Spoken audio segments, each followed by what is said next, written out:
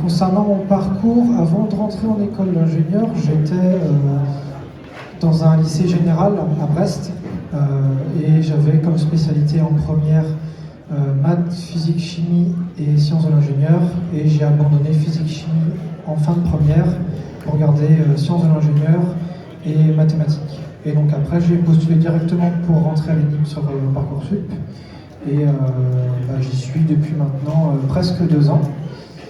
Alors ça c'est pour mon parcours à l'ENIP. Donc l'ENIP c'est une école d'ingénieurs généraliste. On est basé à Brest-Plouzané et on fait du coup de l'électronique, de l'informatique et de la mécanique. Voilà. Donc un des projets que j'ai mené, alors au début c'était un projet personnel et qui va commencer petit à petit à s'inscrire de plus en plus dans mon cursus et dans mon projet d'avenir. Donc c'est une carte, donc c'est un site internet, je vous donnerai le lien tout à l'heure si vous êtes intéressé, qui affiche en temps réel la position de tous les bus du réseau Bibus de Brest. Donc c'est le réseau de bus urbain. Alors, je l'ai créé au début dans un contexte, c'était que moi je suis donc passionné de transport, je fais des photos de bus et des fois je cherche un bus en particulier et j'avais aucun outil pour savoir où est-ce qu'ils étaient en temps réel. Donc du coup j'ai fouillé un petit peu et sur le site de la métropole je suis tombé sur une API qui proposait d'avoir la position des bus en temps réel avec leur numéro de parc, c'est-à-dire leur identifiant unique.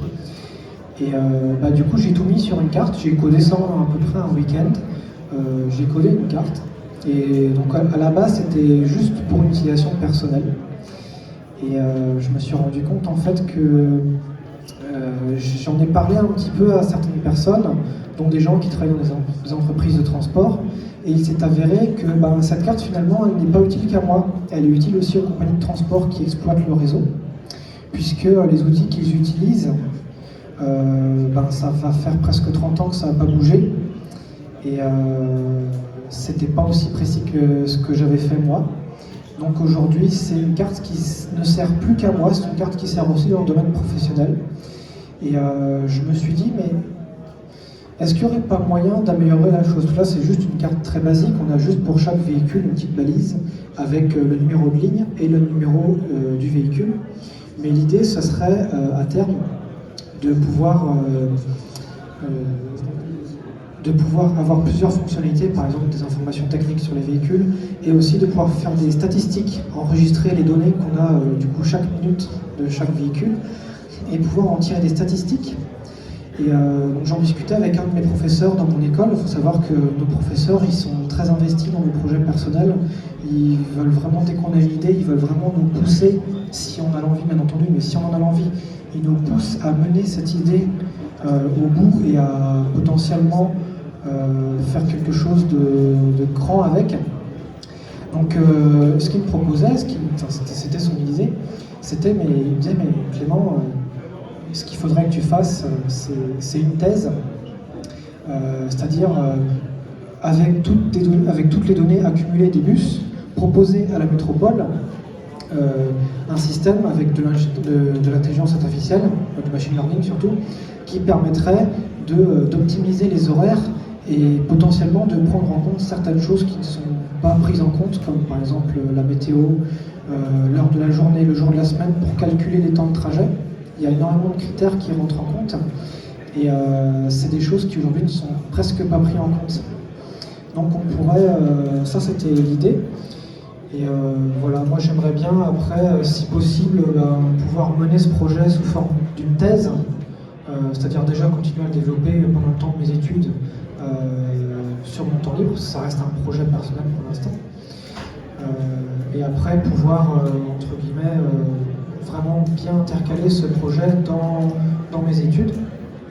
Et après, potentiellement, pourquoi pas ouvrir une entreprise qui proposerait des services de gestion de véhicules avec des systèmes de statistiques et des systèmes plus modernes. Il faut savoir que les transports, malheureusement, le transport de passagers, c'est un domaine où les systèmes informatiques, les systèmes embarqués, ils n'ont pratiquement pas évolué depuis les 15, 20, voire même 30 dernières années. Et il y a énormément de progrès à faire. Et comme c'est vraiment ma passion, j'aimerais bien pouvoir à terme développer ce projet, apporter quelque chose au monde du transport et les moderniser avec les technologies qu'on a aujourd'hui. Donc pour montrer le fonctionnement de cette carte, bon, c'est très simple comme...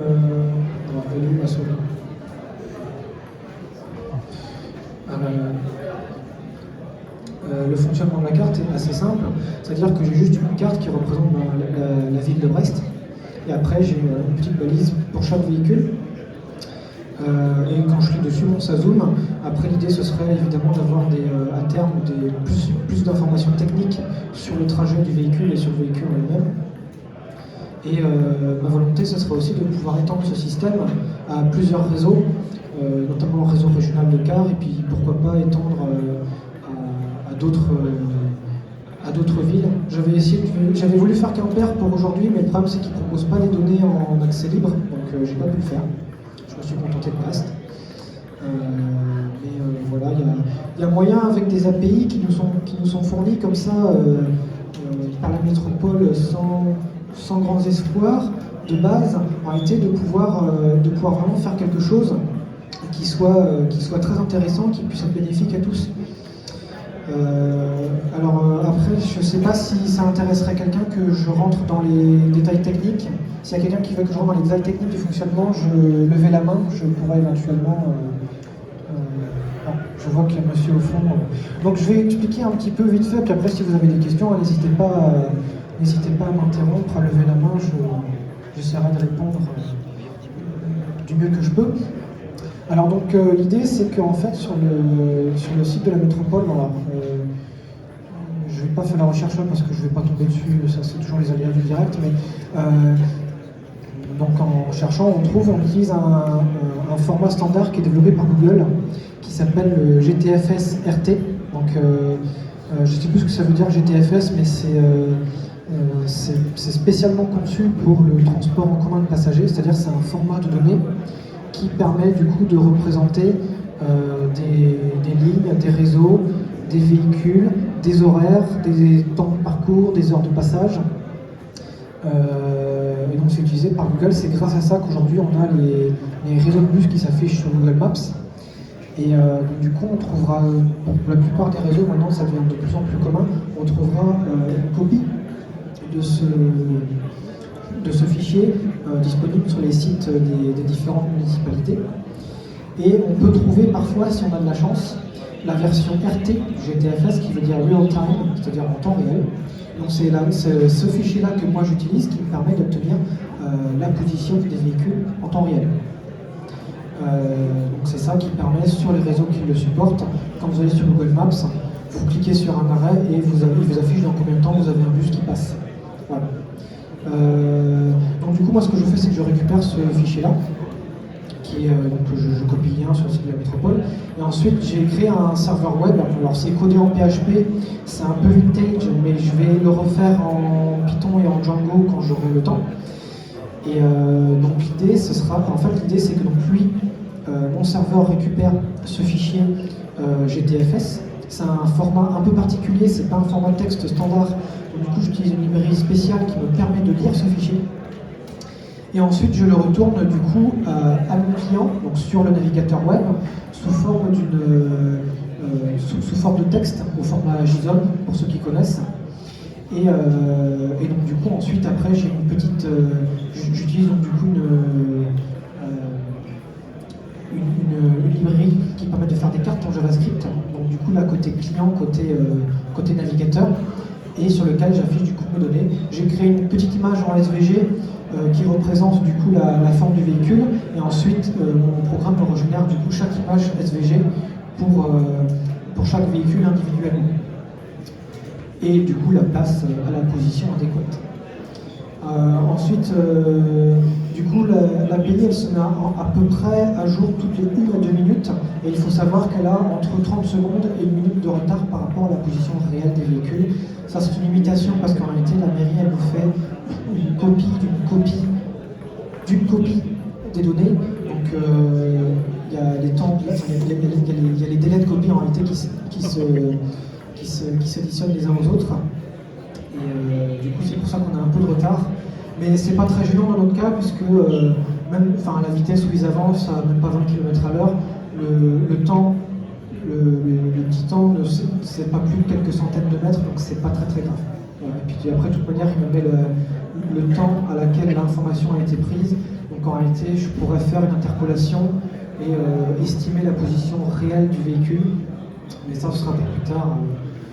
J'essaierai de le développer plus en profondeur à terme, avant de commencer ma thèse.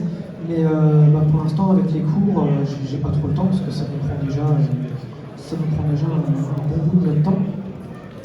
Mais voilà, donc ça c'est un peu mon projet. J'aimerais bien faire une thèse et si possible après pouvoir fonder mon entreprise derrière de gestion des systèmes automatiques. Je ne sais pas si vous avez des questions techniques sur le système ou sur éventuellement l'école. Moi, il n'y a pas de souci, je peux rentrer dans les détails techniques s'il y a besoin, ou s'il y a l'envie. Voilà. Non, personne. Bon. J'ai juste une petite question plus sur le parcours. Donc, vous avez parlé de faire une thèse après, donc vous avez déjà un petit peu défini la thématique de la thèse ou... Alors, on en a du coup beaucoup discuté avec mon professeur qui me suit beaucoup là-dessus et qui me donne déjà beaucoup de conseils, même si je suis qu'en deuxième année et que je suis encore loin de commencer ma thèse. C'est vraiment, comme je disais, nos profs, c'est vraiment des gens qui, quand on est passionné, quand on s'intéresse, ils sont là pour nous aider sur nos projets personnels. Ils font ça juste pour leur plaisir, mais c'est toujours sympa. Et un sujet de thèse, ça pourrait être les horaires de bus ne sont pas assez respectés. Il y a encore des bus qui passent en avance, des gens qui ratent leur bus. Et donc alors, si les bus sont en avance, bien évidemment, ça n'est pas fait exprès. Il y a des fois où les bus ne peuvent pas s'arrêter pour réguler, pour rester à l'heure, parce qu'il y a de la circulation et que ça bloquerait toute la circulation, donc ils sont obligés de passer en avance. Mais l'idée, ça serait de proposer un sujet du type les bus ne sont pas à l'heure, ou les bus ne sont pas à l'heure, voilà. Comment faire pour optimiser au maximum le respect des horaires, réduire les retards, éliminer les avances pour avoir un réseau qui soit plus fiable pour la clientèle. Après, un autre sujet qui pourrait être introduit dans la même thématique et qui pourrait être une extension en fait de ce sujet-là ou une autre sous-thématique, c'est comment est-ce qu'on pourrait optimiser les trajets des véhicules, les services, et surtout comment est-ce qu'on pourrait essayer d'optimiser la consommation des véhicules. Il faut savoir qu'un bus, ça consomme entre 40 et 60 litres pour 100 km, ce qui n'est pas négligeable, même si ça transporte beaucoup de personnes. Faut savoir que 60 litres du diesel multiplié par 150 bus qui vont tourner dans une ville, multiplié par je ne sais pas combien de villes en France, si on fait même une économie de 1%, ça reste une économie non négligeable qui peut vite amortir tout investissement sur un système comme ça et sur quelqu'un qui fera une thèse qui du coup sera payé à peu près 1 500 € pendant 3 ans par mois. Voilà. Donc ça peut être des sujets qui sont comme ça sur optimisation des horaires, optimisation de la consommation, optimisation des trajets. Et en termes de poste après ou d'emploi, est-ce que vous avez déjà réfléchi à des perspectives ou des emplois possibles par la suite? Peut-être que vous avez même déjà été approché par des entreprises déjà.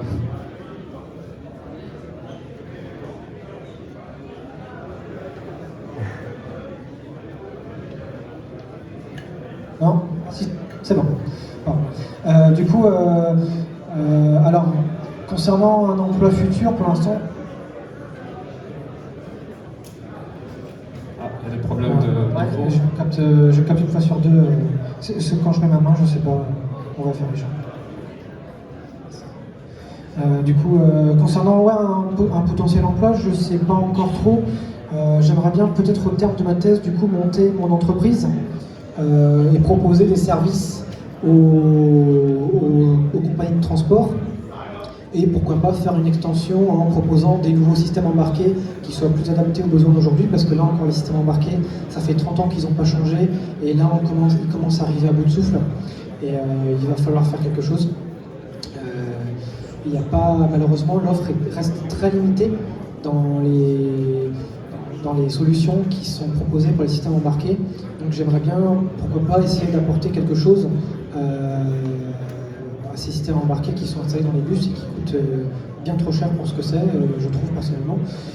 Mais concernant un potentiel emploi pour plus tard, j'aimerais bien, pourquoi pas fonder mon entreprise et sinon travailler en tant qu'ingénieur dans une compagnie de transport. Mais je préférerais travailler directement dans une compagnie de transport plutôt que dans une entreprise qui propose des solutions de compagnie de transport, puisqu'on peut vraiment être au plus près du problème, au plus près de la personne qui a besoin de la solution, et donc proposer des solutions qui soient les plus adéquates, qui soient les plus propices au réseau en question. Chaque réseau de bus est unique, chaque réseau a ses propres contraintes, et ça peut être aussi quelque chose de très intéressant. Et sinon, j'avais fait un stage ouvrier en janvier dans une petite compagnie qui s'appelle Les Cars des Abers, dont je porte fièrement le logo dans le dos. Et donc cette entreprise-là, c'est une entreprise de cars qui exploite une petite partie du réseau Bibus et qui exploite notamment le réseau régional. Et l'idée, ça serait... j'ai déjà travaillé en janvier chez eux en tant que stagiaire ouvrier. J'ai pas du tout fait un job d'ouvrier, j'ai fait plus un job d'ingénieur où du coup j'ai été amené à faire un petit utilitaire qui calculait automatiquement avec le relevé de plein de chaque véhicule la consommation moyenne par mois, par véhicule, par ligne, par conducteur en fonction des besoins. Et donc du coup mon chef qui était très content de moi pendant ce stage m'a spontanément proposé à ma grande stupéfaction et pour mon plus grand plaisir, m'a gracieusement proposé de revenir travailler dans son entreprise en job d'été. Donc du coup, cette fois-ci en job saisonnier, puis en stage. Et du coup, de pouvoir mettre à profit mes compétences en informatique pour l'entreprise.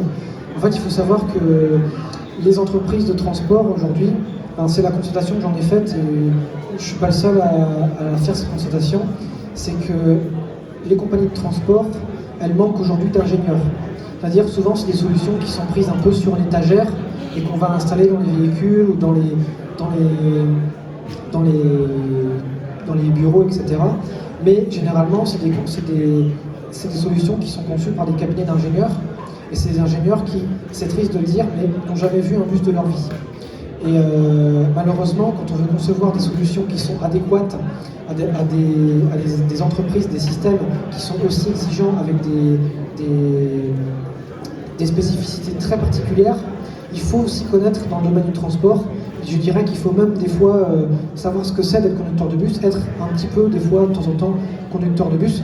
Ça permet vraiment de se rendre compte des différentes contraintes. Je parle notamment là pour les systèmes embarqués, où des fois il y a des systèmes embarqués qui sont très mal conçus pour les conducteurs, parce que ça a été conçu par des gens qui ne sont pas conducteurs, qui donc, du coup ne l'utilisent pas quotidiennement. Mais on pourrait... voilà. Ce qui manque aujourd'hui, ce sont des ingénieurs au sein même des entreprises de transport. Et on le voit bien que même moi, sur mon petit stage en janvier, ils avaient énormément de choses à me proposer, j'ai eu énormément de demandes. Alors j'ai pas pu toutes les faire parce qu'un mois, ça passe extrêmement vite. Mais c'est là où on se rend compte que même une toute petite entreprise de transport, où on pourrait penser que non, il n'y a pas besoin d'ingénieurs, et en fait si, ça peut être très bénéfique et ça peut être très rentable pour une entreprise, même une petite entreprise, d'avoir au moins un ingénieur en informatique ou en électronique, voire même en mécanique, pour développer des solutions. Parce que toutes les entreprises sont en train de développer des systèmes. Bien, écoutez, merci beaucoup. Je ne sais pas s'il y a des questions dans la salle. En tout cas, très beau parcours, et puis je dois dire que vous avez une expression claire et posée, et ça fait partie aussi des compétences qu'on doit sans doute avoir. Moi, je propose qu'on vous applaudisse.